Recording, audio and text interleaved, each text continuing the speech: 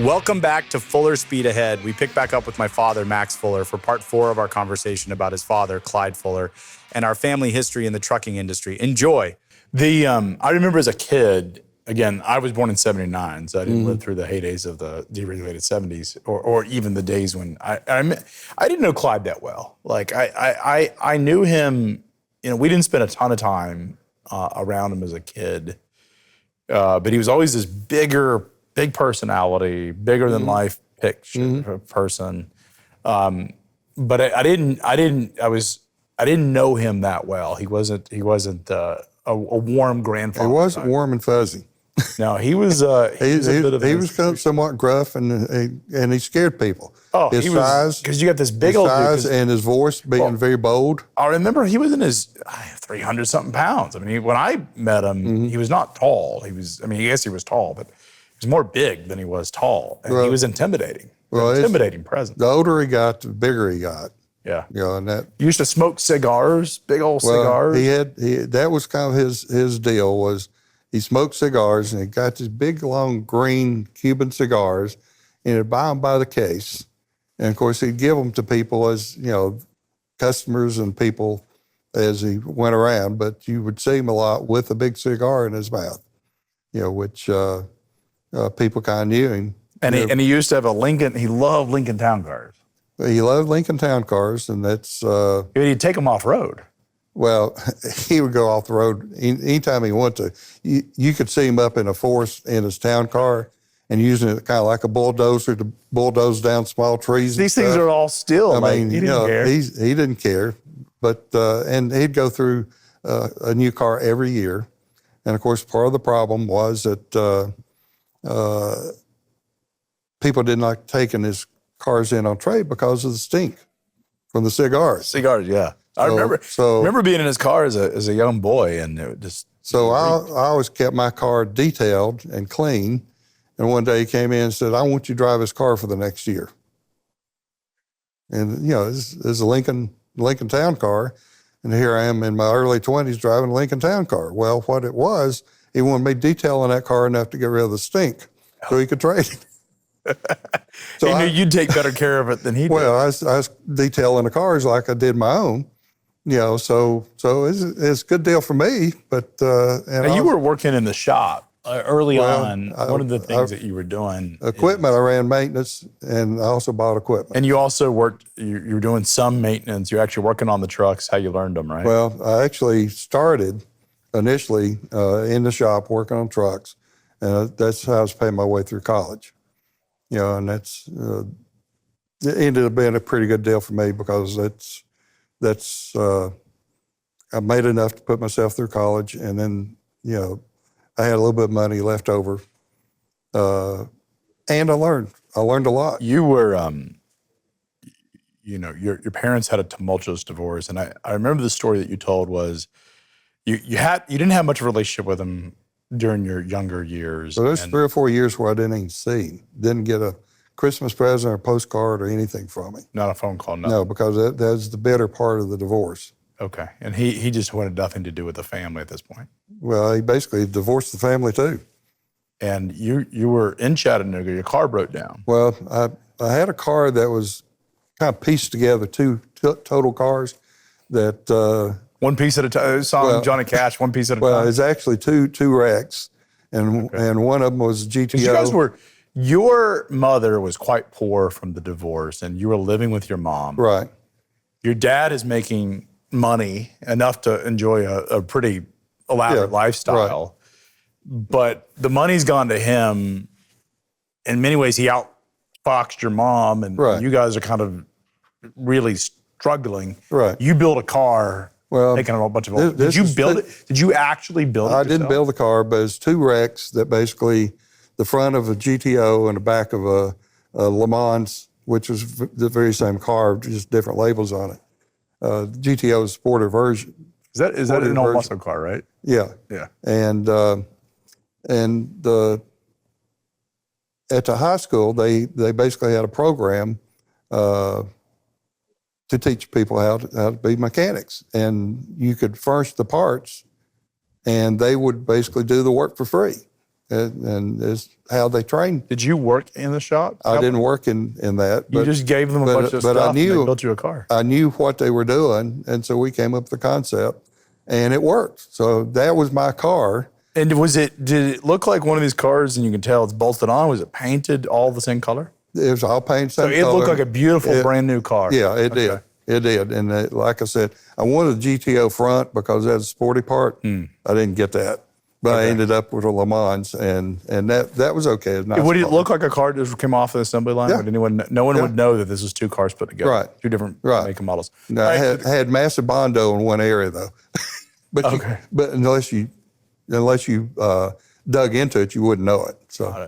So car breaks down in Chattanooga. Yeah, I'm in Chattanooga. In college at this point? I'm in college, and car breaks down in Chattanooga, and I call my mom. She says, "Well, I can't do anything for you in Chattanooga. If you're in Athens, I could help you." She said, "Maybe you need to call your dad." Well, that was this hard? Yes. Okay. Well, you were angry. Well, I didn't know my dad at that point. I hadn't seen him probably for 4 years, and that was, kind of a tough period, especially growing up. But in the process, I called him, and he said, "Yeah, I'll come out and help you." Came out, they towed the car in, needed something, I don't remember what it was, but something wrong with the ignition, I think it was. But it was going to take probably a week to fix the car. Well, it's in Chattanooga. I need a way home. He ended up loaning me a car, but he also said, "You need to bring the car back the next day." Okay, so I brought the car back the next day, and he basically says, "We're going down to a dealership." Through the process, we go to a dealership. I end up buying a Gran Torino, and if you've seen the show Gran Torino, that same color, but mine had white interior and white top, and ended up buying it off the showroom floor. And he said, "This is your car, but you have to work for it." So that's when I went to work for him as a mechanic, changing oil, changing tires. I was working half a day, going to school, carrying a full load at school. And then at that point, I was dating my wife that lived in Cleveland. So I was driving from Athens to Cleveland to go to school at Cleveland State, and then in a Gran Torino. And they were just opening up the interstate. So I was getting on the interstate, and I was zooming down the highway, and ended up, working for my dad, and then I reversed the process that night. Go back to Cleveland, date my wife, and then date my girlfriend at that point, and then sometimes I made it back to Athens, and sometimes I slept in the car. But that ended up being my life there for a period of time, and but it really was the start where I got to know my dad. And my mom had been very bitter, so I always heard the bitter side of the divorce. My dad never said anything negative about my mom. Why was that so hard for you to talk about that? Was that just because you had all this emotion toward your father and hatred of him and bitterness, and all of a sudden he did something generous to you because you didn't expect that? Right. And that's how you redeveloped a relationship. We did. And I worked for him, for quite a few years after that. I mean, I can't imagine you would have ever gone out and started a company had it not been for that one moment. I got good training. I mean, you had to play all these games just to keep the business going. Right, we did. But that's you struggled back then. That's how you had to do it. Yeah. Very few people had money to go out and start a trucking company. Very few people could ever overcome the ICC regulations to get into the business. So you had to do these things in order to get to that point. Clyde was you're working for him, you're working in the office. He's upset because I guess he thinks that you getting married is going to distract from him or something. No, he's very upset because he wanted me to graduate from college. Okay. And he really wanted me to do that before I got married, because he's afraid if I got married, I wouldn't complete it. Got it. And of course, after 3 or 4 conversations, he basically said, "Well, I'm going to terminate you if you get married." And I said, "Okay." And he said, "Well, I'm going to terminate you if you get married." And I said, "Okay." And of course, after 3 or 4 conversations, he basically said, "Well, I'm going to terminate you if you get married." Well, if you've been at that point in life, you know that you've found a gal that you want. My mother, by the way. Yeah, your mom. And it's been 52 years at this point. So I'd say it worked out. It's worked so far. Yeah. But, I was headstrong, and your mom, or my girlfriend at the point, she wanted to get married too. So we basically decided we set a date and we got married. Well, 2 days before the marriage, my dad says, it's time for you to clean out your desk. And I did. Is that mad? And of course, I had that Torino, and I left black streaks just as far as it would leave them when I left.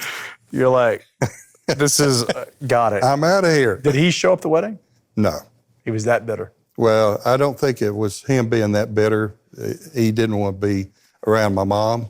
Oh, okay. Because he didn't want to create a commotion, or at least that's what he told me. Got it. And then, did he hire you back a week later or something? Well, what happened was my wife and I go on their honeymoon and spend every dime that we've got for the honeymoon. And are you stressed, or are you just kind of like, peace? Hey, I'm a young guy. You don't get stressed like that. You have no responsibilities. You guys have been pretty resilient. Your family, your mom has been pretty resilient. You're on vacation. Well, you're on your honeymoon. Been through a lot of struggles, and it's kind of like we'll figure it out when we get there. Gotcha. Okay, and that's been my life. We'll figure it out when we get there. My wife sometimes gets concerned because she doesn't know what we're doing next, and I said, we'll figure it out when we get there. We've all, in many ways, have we've enjoyed the comforts of life that you helped build. Right. And I think in some ways it stresses us when there are things aren't going their way. But okay, I don't get stressed like the rest of you. I know. You've learned to compartmentalize that in really powerful ways.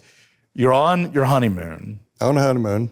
And what happens? Well, we come back to Chattanooga. In fact, the floods of 73. When we get back, Chattanooga's flooded almost all over. But that just adds to the story here. But 2 or 3 days later, I get a call.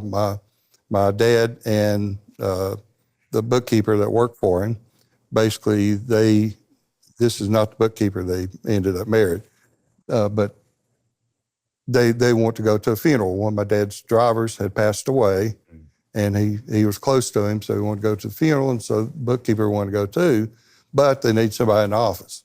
He said, can you come watch things and take care of things, while we're at the funeral? I said, yeah, I can do that. So that was on a Saturday, and I did. And then he came in. He said, well, can you come in tomorrow? We need some help. Can you come in tomorrow? And I said, yeah, I'll come in tomorrow. And I did. And then he came in late that Sunday afternoon and said, you coming in tomorrow? And I said, no. I said, I've got a job up in Cleveland, being an assistant traffic manager for American Uniforms, what it was, which ran trucks between the West Coast and Cleveland, Tennessee. And I was getting paid a lot more than what my dad paid me. And I was full-time in an office, not part-time in the shop, so I felt like I'd really bettered myself. And he said, well, what if I pay you the same? And I said, I might as well stick with them, and he ended up, through a negotiation, I ended up more than doubling my salary. I also, part of the deal was I could do anything I needed to finish school. That was my number one priority, according to him. And he would pay me even while I was studying for school. So it worked. So this is his way of showing love, right? Tough man. Did he ever tell you he loved you? Yeah. Okay. So was that later in his life when he kind of softened? Yeah, he softened a lot later in life. Yeah, I got to know him. Again, he was always sort of an aloof figure. It was really the last probably 10 years of his life. My teenage years is when I spent a lot more time around him. Well, he got religion, and then when was this? When did he? Probably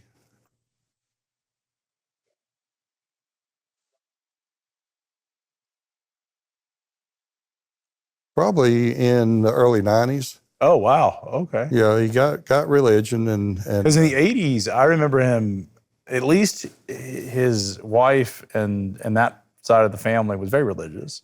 But had he not converted? He basically was still a hellraiser up until the point, she drug him to Jimmy Swaggart church, get together, whatever you call it, and they ended up convincing him he needed to change his ways. So he had to quit gambling, which he didn't like, but he did. He had to quit drinking. So he was drinking in the 80s? Well, he had been drinking before. I knew that, but was he drinking? He basically stopped on his own. But when did he, I mean, I know all about that, but what year was that? It's somewhere in the late 80s. And that may be why we didn't spend much time as the kids. Right. Is like his life was not something you would want your small kids being exposed to. Right. Okay, so we've talked about your life. You're back into business. Deregulation is happening. You've got this period from 1980 to 1985. He's got a business called Southwest Motor Freight. He ends up. I have business, but it's really. You have a business called Southwest Motor Freight. So tell me about that period from 80 to 85. Well, and is Countrywide around at this point? Countrywide came in. Was this a business? Probably 83 or so. Did you guys buy a shell company called Countrywide too? Well, it wasn't a shell company. It was a company that was operating. And keep in mind, in the early 80s, interest rates got up to 21%. And this company had acquired another company that didn't work out, and they were in financial trouble. Southwest was growing very fast, and we needed a new terminal in Southern California. And they had a great facility, one of the better facilities I'd seen at that point in Pomona, California. So my dad ended up buying the whole company, and he could buy the company, Countrywide, for less than he could buy their terminal. So he knew the real estate had value more than the company. Right. So he ended up taking Countrywide and moving it to a different location in Cucamonga. Sold the real estate. And we kept the real estate for Southwest because we needed the bigger terminal. I see. So that's how he ended up with Countrywide. And then he hired a guy named Ken Adams, which is well known in the industry for running trucking companies. I think he'd come out of Crete at one point. My dad's very close friends with Dwayne Ackley with Crete because they competed with each other, but they were friendly competitors. But Ken basically went in and ran Countrywide.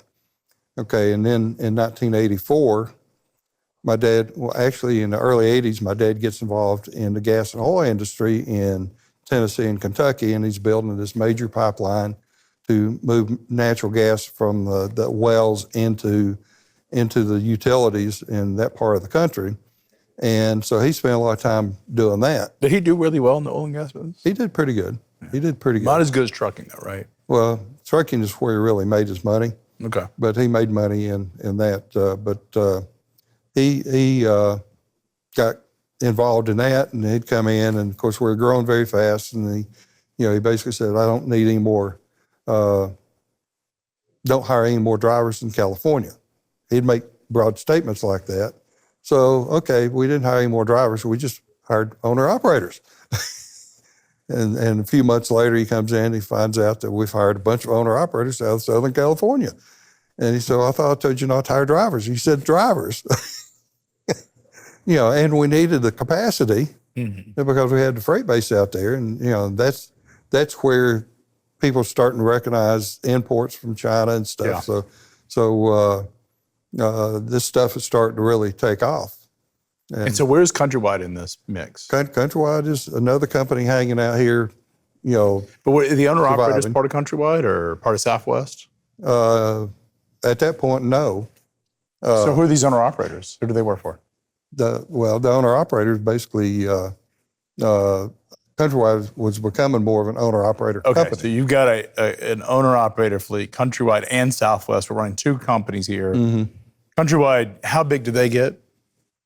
I don't remember. That company went through many phases during its Did it go lifetime. public? Did it do an IPO?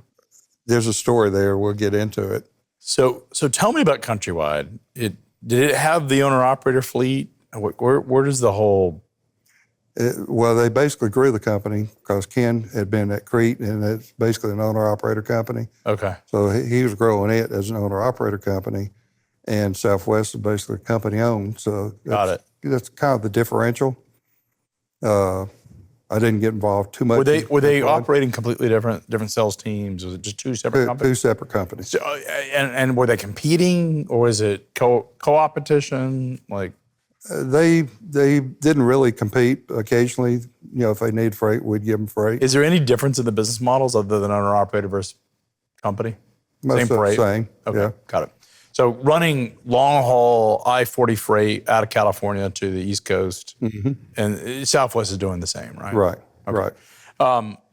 Okay, so Countrywide, how big is it? It goes public at some point? Well, it goes public. You're getting ahead of the story. Okay. Okay. So my dad ends up selling because he's losing control of Southwest, and we scared him. How's he losing control? You're taking over? Well, because we, the story on don't hire drivers in California. I see. Okay. Okay. And he's mad at you because you're hiring owner ops. Well, there's a lot of different stories like that basically got him to the point that he felt like he had lost control of the company. And the inmates, David, Pat, and I were in control. and it scared him. Is he pissed? He's pissed, but he's scared. He's pissed because you guys, he's no longer in charge. This thing is growing relatively fast. And he can't keep up. And he's one of these people, if he can get his arms around the whole thing, he's very comfortable. He's a bit of a control freak. Yeah, but if he can't, then it scares him on the things he can't control. He's insecure about the fact that you guys are running the business. Even though you're his family, and Pat in some ways is sort of like a son to him, he's still very stressed out that he is not in charge. He's lost control. Okay. Yeah, so he decides to sell the company. He said, what year was this? He sells out. This was 83 when he made the decision. How big was it, the company at that point? About $65 million in revenue. Okay. Which was really big for that time period. Yeah. How many trucks? I don't remember. A couple hundred? Well, it was more than that. Maybe 1,000? Probably in that range. Wow, big company. But he was close friends with Dwayne Ackley, that owned Crete. So he's telling Dwayne he's probably going to sell the company. So Dwayne comes in. He's in the process of buying, looking at the company and wants to buy it. And they're going through their negotiations and stuff. At the same time, I had looked at leasing some trucks from Penske to open up a different location. And I was going to do it off of Penske trucks because they have maintenance and stuff in that area, and felt like, well, maybe we can do a sweetheart deal for both of us. So I'm trying to put that deal together, and we get close to making that deal happen.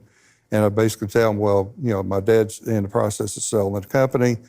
They don't want me to sign any contracts at this point, so we need to put this on hold.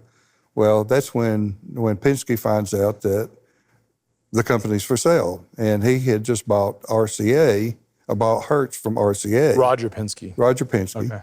And so he decided he wanted to come look at the company too. So he comes in, his CFO and a team of people to look at the company, and they decide that they like the company, so they end up trying to work a deal better than what Dwayne was going to do. Which company are we talking about? Southwest? Southwest Motor Freight.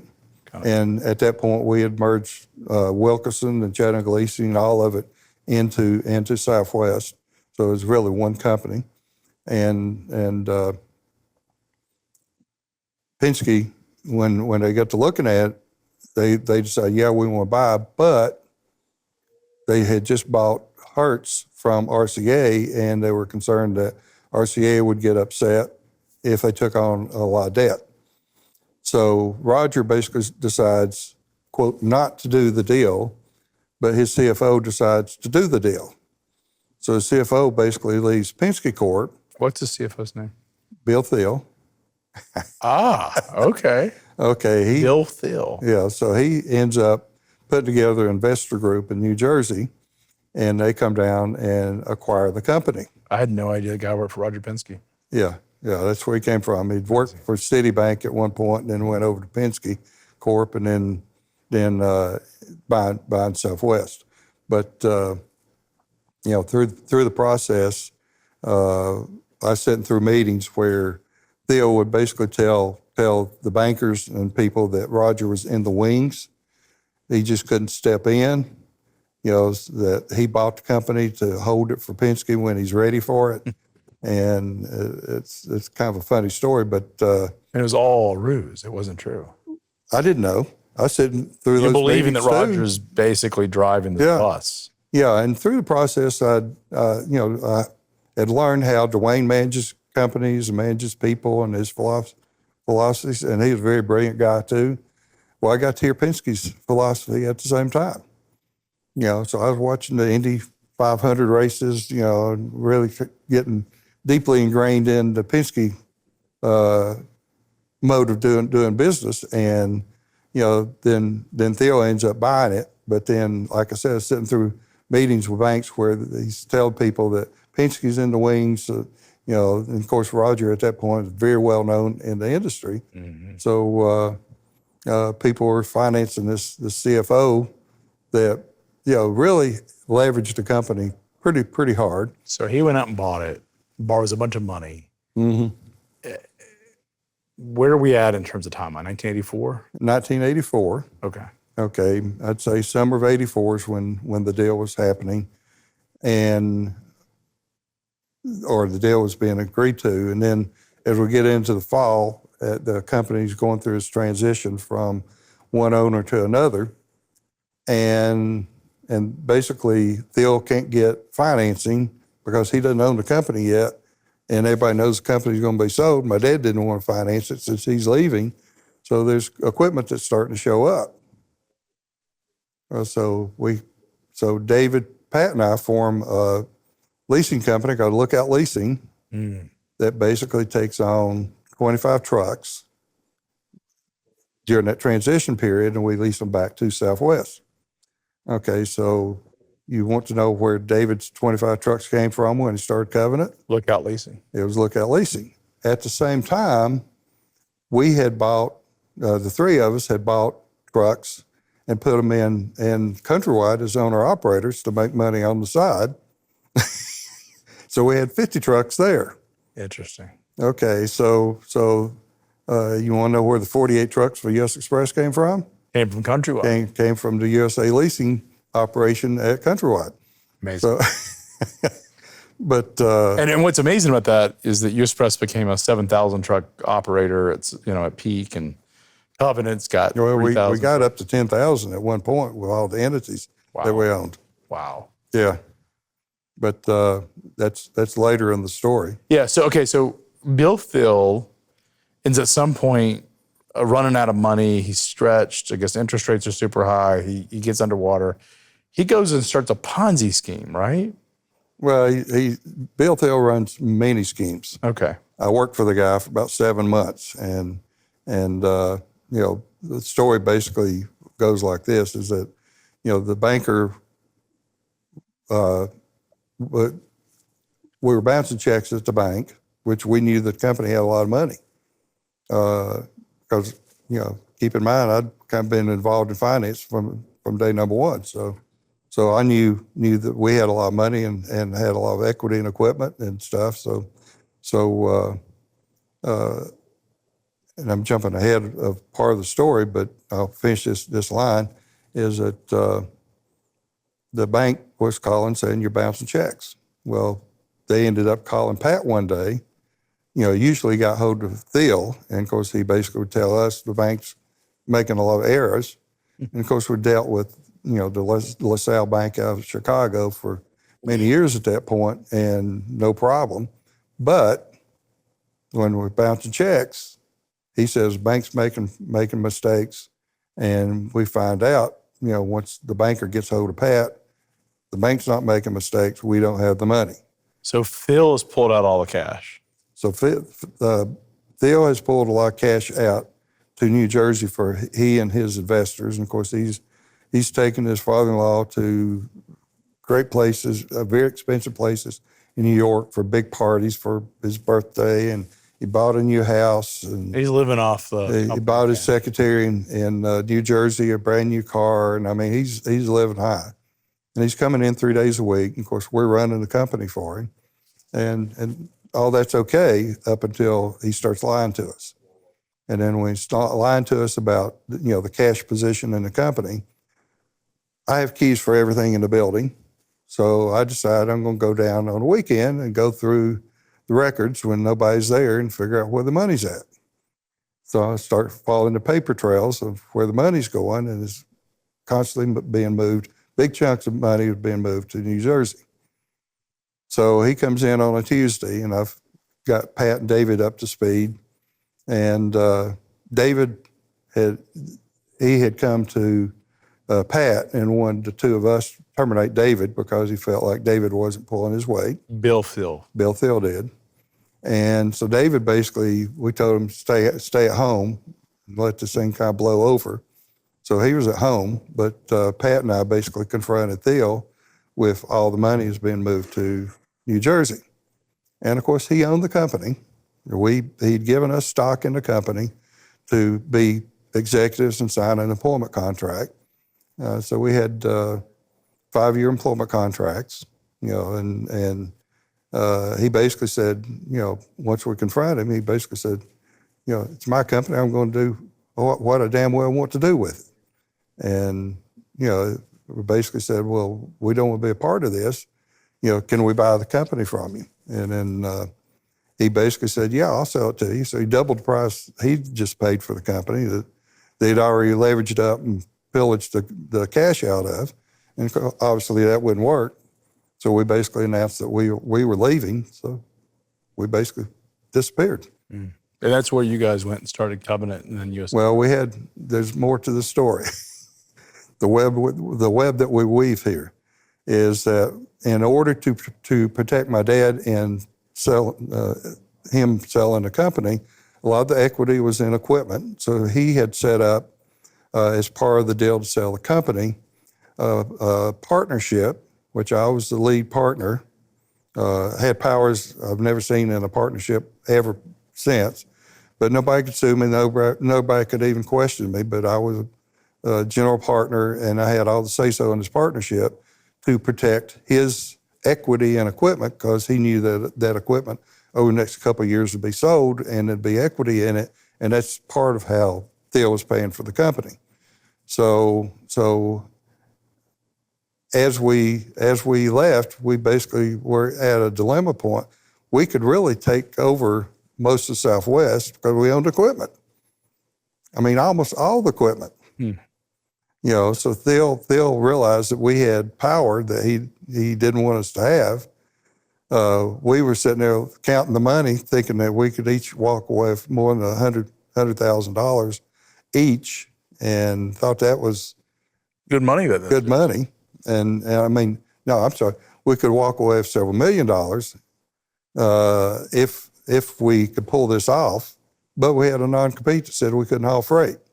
So we're trying to figure out how to skirt the non-compete and would take over his equipment in order to build our own trucking company. Well, my dad talked me out of it. He basically says, you'll bankrupt the company and they'll come back on you. So your idea is not going to work. So he convinces us it won't work. So we end up negotiating with Thiel, and he gives us $100,000 apiece for the stock that he had given us when we signed the employment contract. And part of the deal was that the non-compete would go to year end, and this was in July. It'd go to year end, and we could do anything it would take to buy or sell a trucking company as long as we didn't get a 6-month non-compete at this point. Didn't haul freight. But then, so you had this leasing company, and immediately you're able to do. Well, I've got 48 trucks. David's got 25. And he goes and starts Covenant. So David, Pat, and I think we're going to buy a company. So we go look at multiple companies, thinking we're going to buy it and move it back to Chattanooga. And we get to talking about the problem of doing that is you're going to lose the talent. And then when you lose the talent, you lose the company.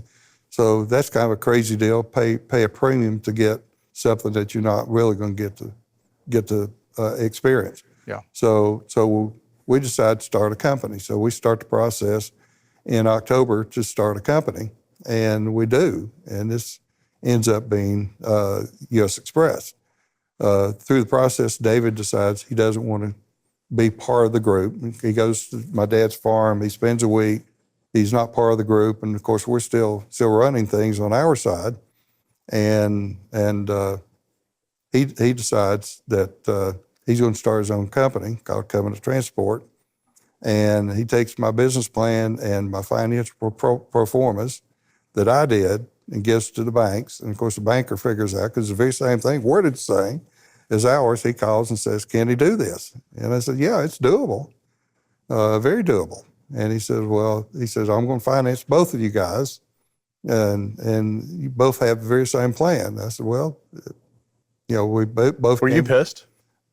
Of course. And of course, our logo, we had to make a change because we had a different the picture of the United States, which is similar to Countrywide's logo, and with U.S. Express. So we were off and running with that. And then at the last minute, we had to change everything because David took the outline of the U.S., as part of Covenant. So we made enough changes, and that was okay. And that's probably good that it happened because, starting a new company and being able to finance 3 families to live very well out of it was going to be a struggle. Thank you for listening to Fuller Speed Ahead. Check back next week for part 5 of our interview with my father, U.S. Express founder Max Fuller, about his personal history in the trucking industry. Stay tuned.